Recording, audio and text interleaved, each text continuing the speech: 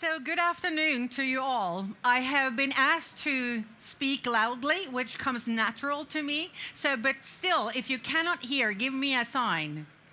So if there is one word that has been repeated throughout these days that we have been at Nordshipping, it's the IMO agreement, and with good reason, right? So we are here on this Blue Talk to discuss what actually did happen in April, what will happen in October, and why is anyone talking about October when everyone's saying that this agreement is historic, and what needs to happen after October, and what will happen on the path to October. So first of all, let's go back to April the 11th, when the historic agreement was reached. And those of you who follow these negotiations right around Easter, you will know that they were rather challenging. Well, it was a really good thing that we had a calm and collected Norwegian leading those negotiations. And Sveinung Oftedal, who led the negotiations, and he'll be at work until October, believe me, and after October, and way after. But Sveinung, he is on a daily basis, he is a special advisor at the Ministry of Climate and Environment, but again, he's also leading the IMO's Marine Environment Protection Committee, which we also very often call MEPC. No one knows the agreement better than Sveinung. And we are really pleased to have him with us here today. And maybe he'll tell us a little bit what happens, behind the scenes on that day. Sveinung, first, the floor is yours. Thank you very much. And it's always bad to start with a correction.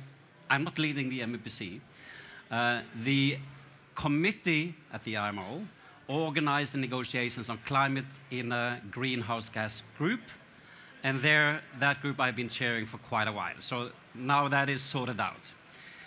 And then I also have to disappoint you. I will not go behind the scenes and to tell secrets and blah blah blah. But I try to enlighten you a bit on how the IMO member states work when they come to agreements on important issues.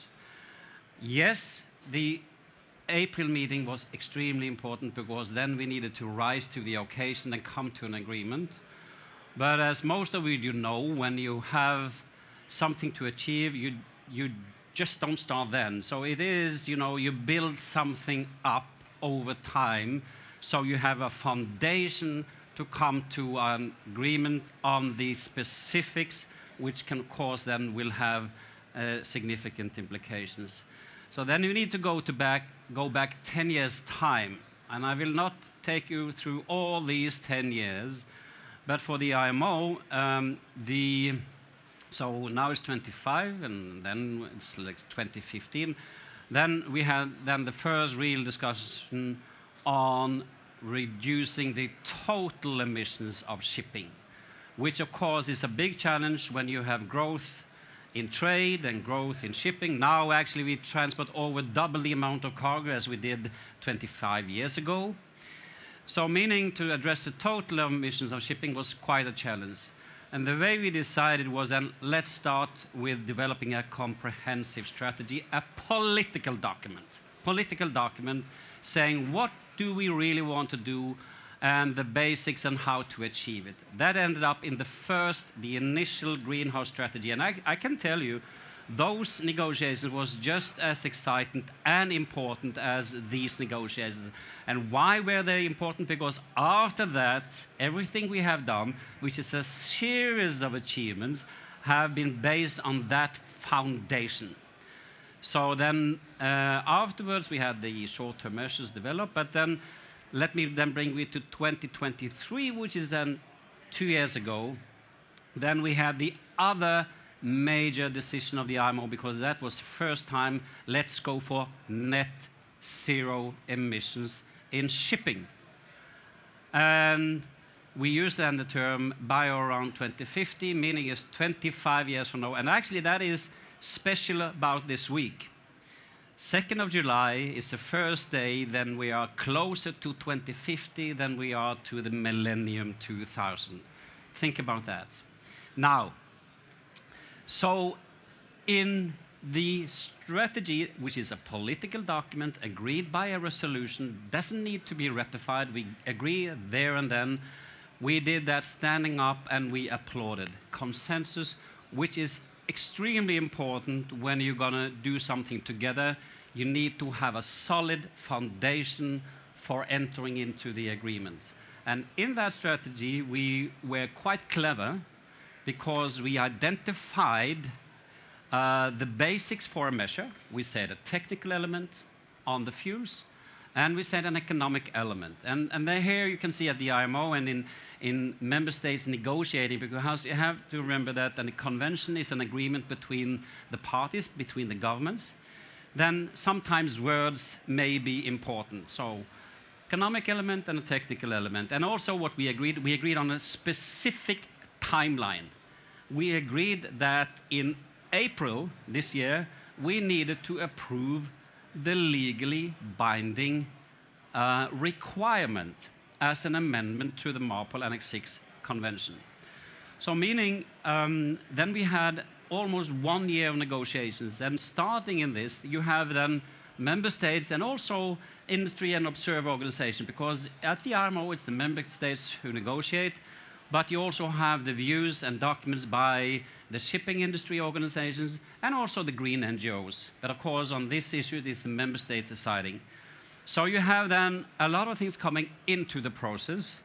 And then 1 year we had to make this more and more narrow, come into one solution at the very end. Now, the submissions which were submitted, they were quite different, but also quite similar.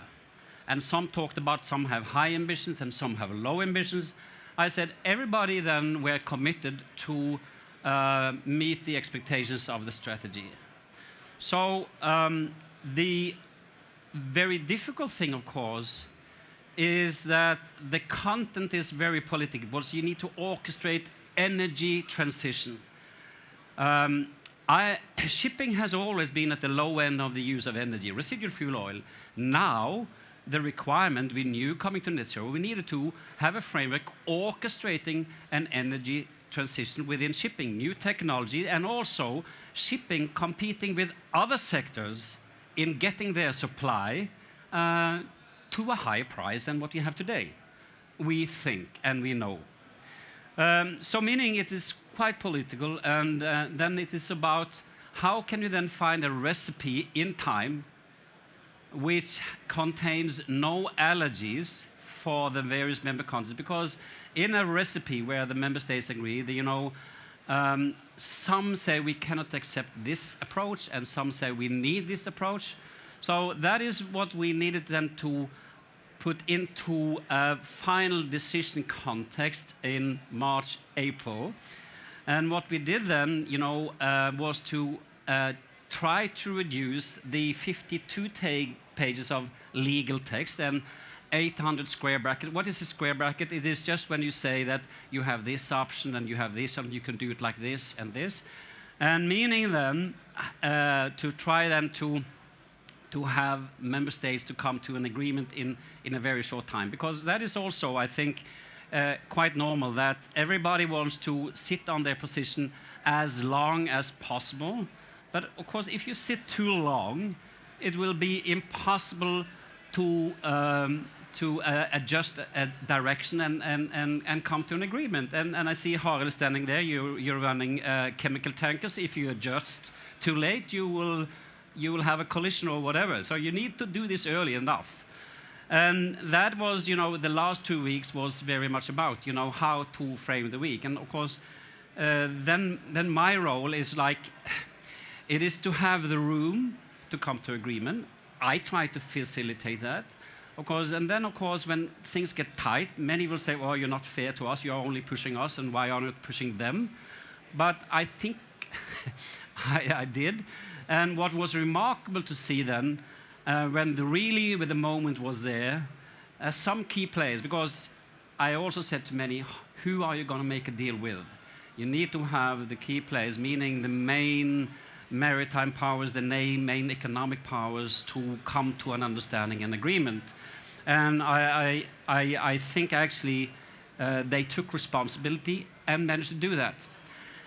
We all know what, in addition, came into play was that some member states say, well, we don't want to come along at all. And that was, you know, the extra drama on this final days, meaning to have the main players to find a solution, to have their other friends coming on board, and then how to deal with those, say, we don't want this at all, and then, of course, things were put to a vote. And that is also, I would say, a good situation at the IMO. Also, some of you may know the climate change negotiations. They have a problem that they actually don't have rules of procedure. They didn't manage to agree upon that, and therefore that has been quite late. Luckily, at the IMO, there are some rules of procedure. So you can push things to a vote if needed. And by doing that, it's very unfortunate, because normally when a minority understands that, well, let's accept that there is a majority and we're fine, we're okay, but this time it was pushed to a vote, which was very clear, meaning that now this framework is out for circulation. And why October? I come to that. I'm finishing now. Why October is because then the parties to MARPOL Annex 6, that is the convention and the annex, then need to take a decision to adopt it. And normally that is done by consensus. But if somebody calls for a vote, then it's the 2/3 of the parties present and voting, which is then giving the adoption and then leading to the entry into force of this 1st of March 27. And that will be a fantastic achievement on a global basis. Is really a shining example globally of how we can make, respond to climate change and defend multilateralism and have a framework which is really doing the job for the energy transition in shipping. And it is complex. It's not easy. However, going here, see all the solution providers, see the ship owners saying we can do this, it's complex, but it can be done. Thank you very much for your attention. Was that 10 minutes? Okay. Yes, give a hand to our chief negotiator, and I'm so happy you corrected me on this. So Sveinung will be with us for our panel discussion. So let me introduce you to the rest of the panel. Director for Waterborne Transport at the European Commission, Fotini Ionnidou, please take a stage. Platten, Secretary of the ICS, and Harald Fotland, who's the CEO of Odfjell, and he's also the president of the Norwegian Shipowners Associations. And unfortunately, Tuva, whom also were to be on here, she had to cancel at last minute and sends her regards. Now, even though you didn't want to go behind the scenes, Sveinung, no. I still want to ask, was there at one point that you thought, this is not going to go through? It's not going to happen? No. See, he's clever as well. And that's quite honestly, no. No, the point is, you can stumble towards the end, but I think what is important to understand, I talked about this platform that we have built together and built trust, meaning that the momentum among the vast majority was so big and so clear that the willingness was big. Yeah. And that's important. Yes. Yes. But you were also there. So how about you? Did you go into this being very optimistic, pessimistic, cautious? Well, that's a difficult question. I would say we were mostly optimistic, and there were reasons for being optimistic. First, as Sveinung mentioned, 2 years ago, the strategy has been adopted by consensus.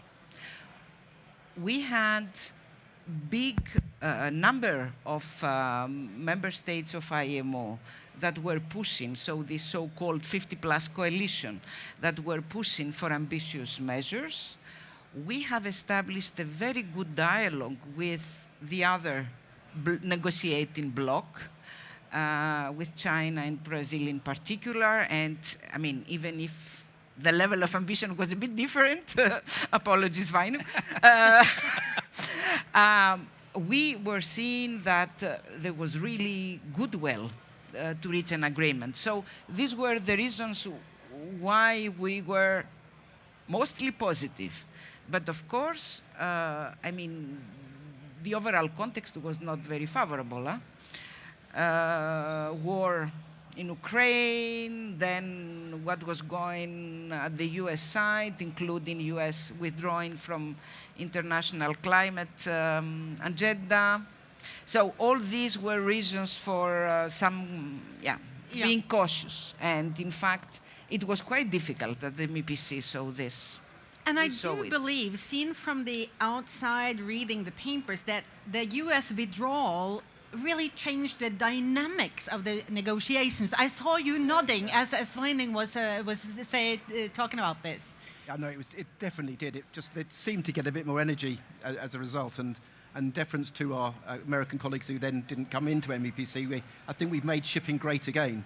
So I think we can take some. I think it's a remarkable political achievement. I think you can't underestimate what happened during that week, and it's very rare in your career that you're present when a truly historic moment happens, and it did on that Friday when they went through the votes, and it became very clear very quickly that you had a very clear majority of nations saying that they had yes, no, abstain, and the yeses were, I think it was 67 something? 63. 63, something like that. Remarkable. And we are the first global industry with a carbon price. We're the first global industry which will have regulation to drive forward decarbonisation. I just don't think we can underestimate the impact that's going to be on society as a whole and the example it sets to others. Yeah, very important. And even though some of us, Harald, we probably would have wished for this to come out a little bit better, with a little bit of higher ambitions. Well, first of all, I have to say that Norwegian ship owners support the IMO regulation 100%. We stand wholeheartedly behind the new regulation, and we sincerely hope that it will be adopted. We are not too concerned about the content. The most important now is to get the regulation in place, and then we can work gradually with the content. So how important would you say it was for the reputation of the ship owners and for the industry that actually an agreement was made, even though we could have wished for it to be more ambitious? I think what we have to do is we have to look to the EU and see what the EU has done. The EU has successfully implemented a carbon tax through the EU ETS. And the ship owners have successfully adopted to that carbon tax, and they have also successfully passed on the costs to the customers, which was the intention. And then secondly, the EU has also gone forward and implemented a new fuel standard. So the EU has already demonstrated that this is possible. So was that the intention from the EU? Why were you just running ahead? Couldn't you have waited for the IMO? No, in fact, we really believe that by running ahead with our EU regional measures that were criticized a lot, we really showed the pathway. And in fact, we do believe that it's by no coincidence that a little bit after we came out with our legislation, we had this, I would say, first groundbreaking strategy on greenhouse gas. So I think we have helped quite a lot. And just to add that we are also very proud of this agreement, and we really believe it's a historic one. And now all our eyes should be to October, yes. So to go through. Yes, and then that brings us, so what needs to happen from now to October, Sveinung, if you are to succeed again? No, I would say if all of us are to succeed again. Now, normally when you have a regulation which is coming for adoption, it's not dramatic because you have already agreed at the committee level to circulate it. So very seldom you circulate something and then you don't adopt it. Now, but this is a kind of special occasion. So in short, two things will happen. one, that member states will try to ensure that there is sufficient support. Very important, and I'm sure that the colleagues in EU member states will do that, and I'm sure that other colleagues will do that. That is the first thing, and then the task is then just to have a kind of legal drafting review of the text, not renegotiate. That very seldom happens, not to renegotiate. So the deal is done, but we need to look through the legal text properly.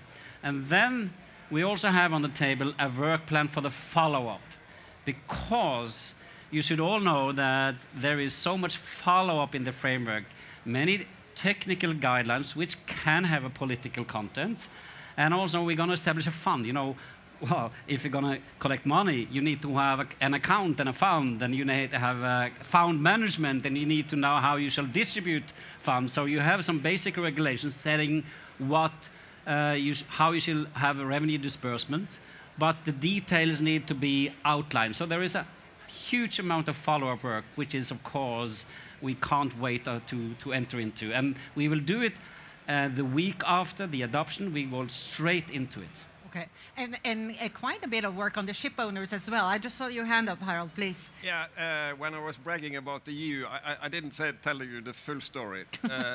I think two important lessons learned from what we've seen in the EU. The first one is that this is a regional text, and it's a regional disadvantage for industries in Europe. They are alone in the world in paying this additional tax. So that is the beauty about a global tax, that it's equal for everyone.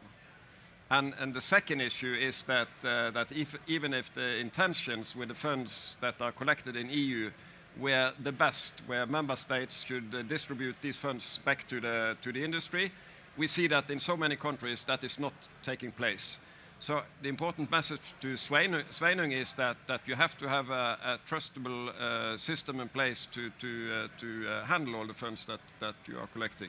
Because it's going to be big, isn't it? It will be huge. Yeah. Well, there are various assumptions on how, let's say, large the annual contribution to the fund will be. Now, this is totally dependent on what type of measures shipping choose to do. So, meaning some will take an investment and reduce emissions, and some will not be in a position yet, and hence they will need to pay, and then hence you will have a fund. But in the size of 10 to 15 US dollars, billion US dollars annually is what some assume will be from approximately 2030 on. I have to say, though, the price is negotiated, and we have fixed the price for 2 years, and then you will need to then look into how you can adjust and need to adjust the price. So it's a quite complex system, but you know, I would say to negotiate a price on carbon at the IMO is quite an achievement. I think, you know, technical requirements sometimes also can be difficult, but talking about a price globally is quite an achievement to do, honestly. I also saw your hand up here.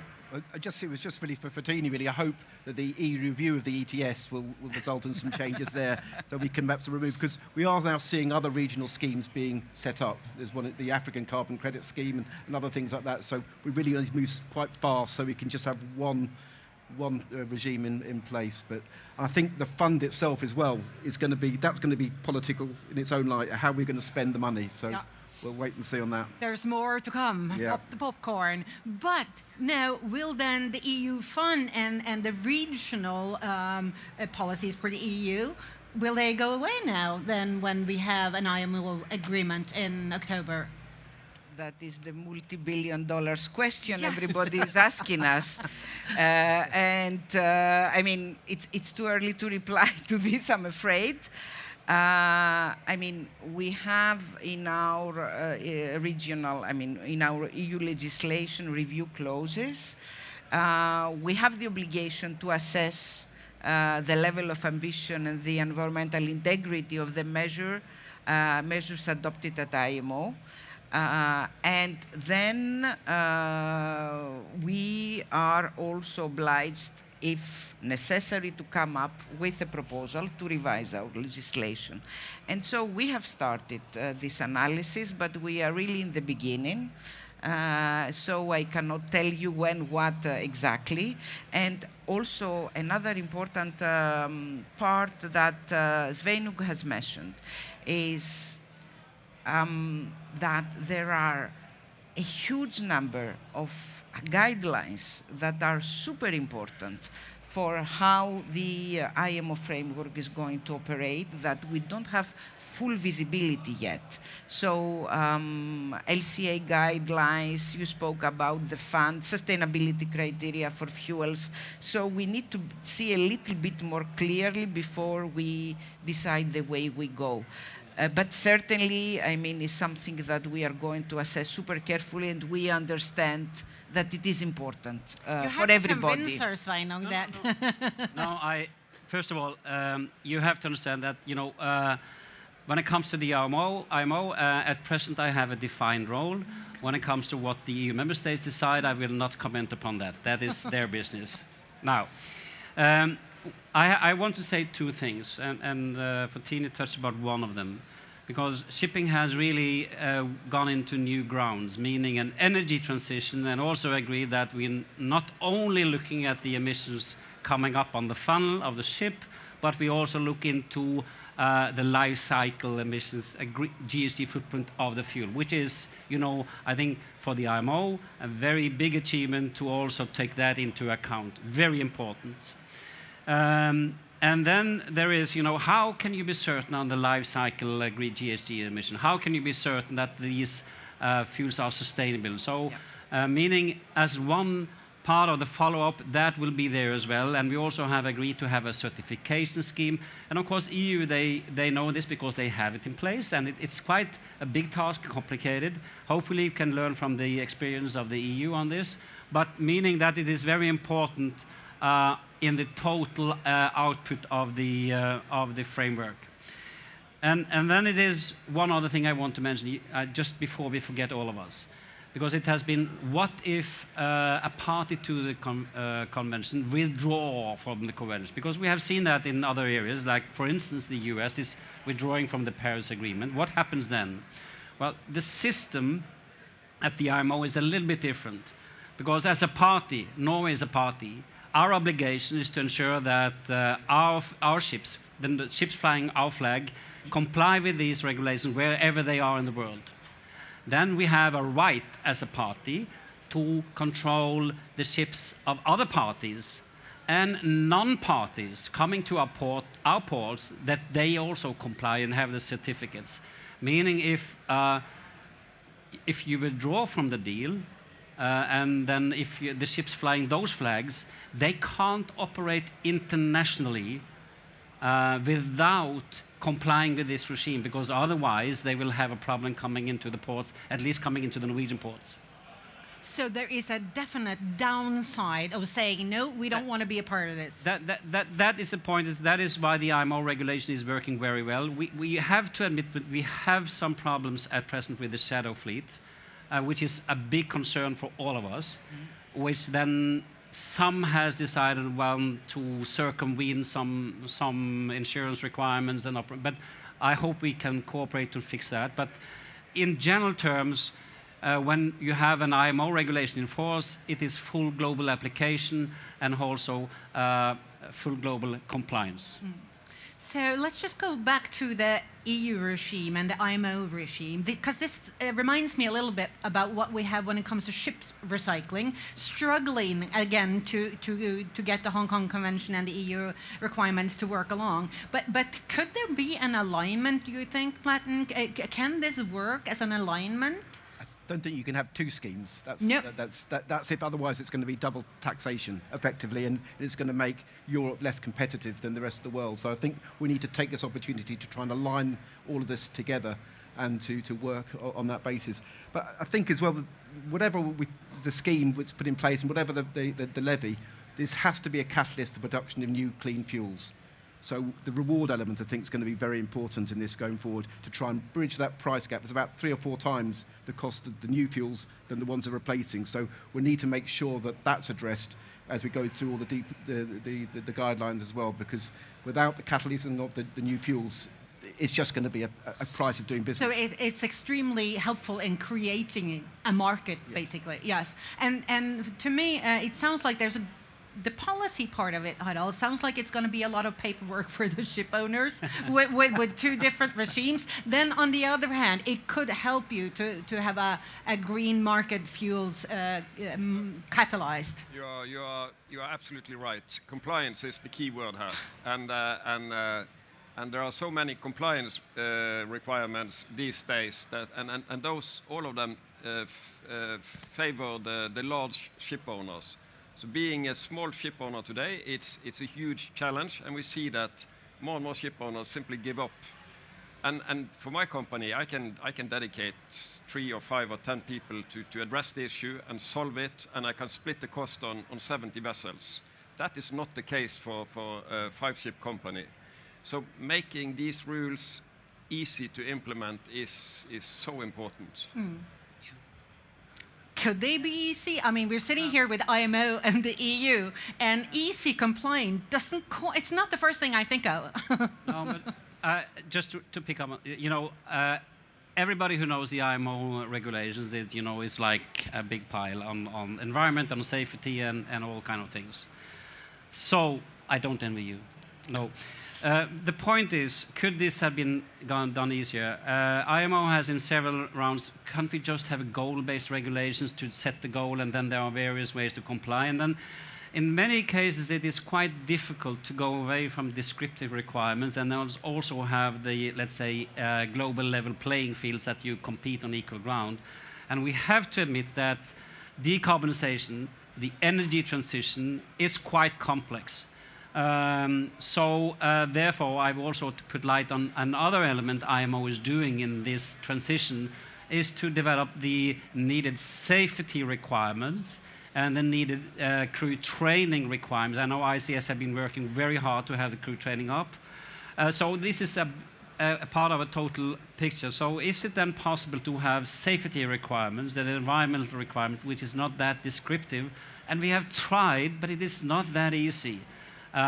Because if the more easy regulations you have, and the more goal-based, the more we need trust. Like we need to be certain that everybody complies and want to comply, and that is the trend. So it is, we do not try to punish you to make it complicated, but sometimes we can't manage to do it easy. It's just I understand your point. But back to the EU and the IMO. So if there, or after listening to Sveinung, I shouldn't say if there is a deal in October, when there is a deal in October. And when does then the EU have to decide, or will we be living in this schisma for a while, do you think? Well, first of all, yes. I like your optimism, Sveinung, but I think the first priority is to make sure that in October we have as few IMO member states voting against or abstaining. Okay. That is our first thing. But are you pessimistic about that? Sorry to interrupt. No, I'm not saying I'm pessimistic. What I'm saying is that we need to do all our homework, and we as EU, we are going to do a big outreach to make sure that, and of course we are happy to coordinate with like-minded countries. So I'm not saying it's that I am pessimistic, but we should not take it for granted, because then we might lose an historic opportunity. But going back to the question of alignment, as I said, we have started our analysis. There are a few important elements that need to come in order for us to have some clear visibility of what it is, the framework. We remain quite confident that this, and we are going to put all our efforts, my colleagues in the Commission and also the EU member state experts, to prepare constructively submissions, etc. And I don't think that you will wait forever. We have rather very specific timelines that we need to come up with an opinion on which way we are going. So it will be next year, the year after maximum. Okay. So it's going to come. I thought you were going to say fast. No, the year or the year after. It's not really fast No. in my book. And I'm looking at Harald again because in this transitional time, it's going to be rather hard to know exactly what to do, or you will be paying double taxes. And who then again will be, yes, that I missed, I noted down, but it has been very clear from our point of view in all our submissions at IMO that we would like to avoid this. Double taxes. That is clear. That is something that we have already as a position in the EU. So this is not normally an issue. Yeah, but then again, on an operational basis, without the double taxes, we have that guarantee now, don't we? From Fotini. Without the double taxes, still quite an operational, hard day-to-day, you know, how to figure out what to do. Well, actually, we saw that the EU ETS was relatively easy to implement. We have to admit that we have more challenges with the fuel EU maritime. The new fuel regular definition. So that is an area where we understand where we are heading, but we are struggling to document compliance. So I hope that that will not be the case when it comes to IMO. At the same time, my understanding is that the fuel standard that is proposed by IMO and the EU fuel standard is more or less the same. So once you comply with one, you also comply automatically with the other one. So then you are left with a tax issue, which we have to avoid, that we are being double taxed, and that the ship owners will pass on those taxes to the customer. So it's a question of what our European customers can manage to adapt to or tolerate. You're nodding, Platten. Yeah. Yeah. Absolutely. It's sometimes when I speak to some sort of green NGOs, they don't appreciate that shipping is a business. So no matter what you do, you have to pass those costs through the supply chain. Otherwise, you're not going to be in business. So it's a great what we've achieved, but it's the simplest we can make it, and the avoidance of double taxation. Otherwise, it will impact on business. Yeah, and impact on. I mean, who's going to pay for this in the end? The people buying the products. I mean, who will pay? You just push this forward in the value chain, I don't. What do you do? Who's going to pay? Yeah. Can I ask? You know. I guess the ship owners can transfer your cost, meaning the cost of the measures you undertake, and the cost of if you need to pay to your clients, meaning your customers. And at the end, all of us being here will then need to pay. However, I don't think that we will observe this in the living costs in Norway and in most countries. I have to say one thing though. In our negotiations, food security was a major issue because we also did an impact assessment on states, and especially developing states. They are not only concerned about climate crisis, but they're also concerned about the cost of transportation to their countries. Now, so it is easy for us here in Norway to say, well, it doesn't matter, we will buy our shoes in the shops anyway, it doesn't matter. Now, but for some country, you know, this matters, and also therefore food security was a part of the negotiation because quite many developing states need to have the needed comfort that in this transition they will not be hungry. So the point is, it's quite complicated relation, but it's meaning also that it's very political, all these elements, and I think these costs, you know, first of all, the production and consumption patterns in the world is ruled by other things. And I think shipping will continue to serve a global trade based on where the production and consumption patterns are. And I think you will do it with lower emissions. I will think you will do it with zero emissions. I think this decarbonizing of shipping will not have the effect that it will stop world trade and will make cost intolerable. But I think, you know, it will be a complex issue also when it comes to to compete on the various types of energy ships will use. I know that you are very clever to save energy, which is rule number 1, but then you will need some energy, and that I think you need to compete with other industry on. Clearly. Clearly. That's why energy efficiency is so important for us, because those who use the least energy, those are the ones paying the least taxes. So Yeah. that is our simple point of view. Yeah. Yeah. Fotini. Yes, if I may come back to one remark you have done and then also reply to your question.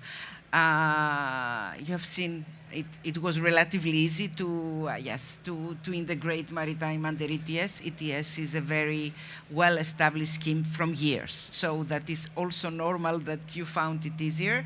Fuel EU is a kind of very novel type of legislation, and it's the first year of application. So, I mean, we are trying to do our best in order to make it as easy as possible, but of course it's somehow normal that you face difficulties, but it's also, as you rightly pointed out, the fuel EU, the fuel standard at IMO is quite similar to the EU measures, so the learnings from the EU will serve for IMO. So just that I wanted to say. And then to your question, who will pay? At the end of the day, it's always people that will pay. So because there will be transfer of costs. The question is, of course, people and also vulnerable people or regions will pay also the effects, the devastating effects of climate change. And clearly, if you do the calculation, it's better that we go through decarbonizing this sector as well as other sectors instead of paying those costs of extreme weather effects. And in that respect, from our point of view, what we have always advocated as EU, and is part of the agreement, is that next to part of the funds going back to the industry in order to support the uptake of clean fuels, it is also important, is part of the agreement, that part of these funds are going also to just and equitable transition, so that regions and social groups that are more vulnerable are also supported, so to not leave anyone behind. Yep. Just to make a really, really important point about the just transition. We, along with the International Transport Workers Federation, IMO, ILO, and UN Global Compact, we formed the Just Transition Maritime Task Force. And one of the initial findings of that was that we're going to have to upskill 800,000 seafarers. They're going to have to put the training courses in place to handle these new fuels, to the safety requirements. So it's really important that we don't lose sight of the human elements in all of this transition to zero carbon. I think we're going to run it off. And I think we can conclude with saying there's a lot of willingness in the industry for the October agreement, or how should I say it, the implementation, that you succeed at the IMO in October. Yeah? Just one final comment from my side. This is maybe the last opportunity for all of us to address this issue together. And we should all be aware that the countries that are giving votes in October, they are all present here.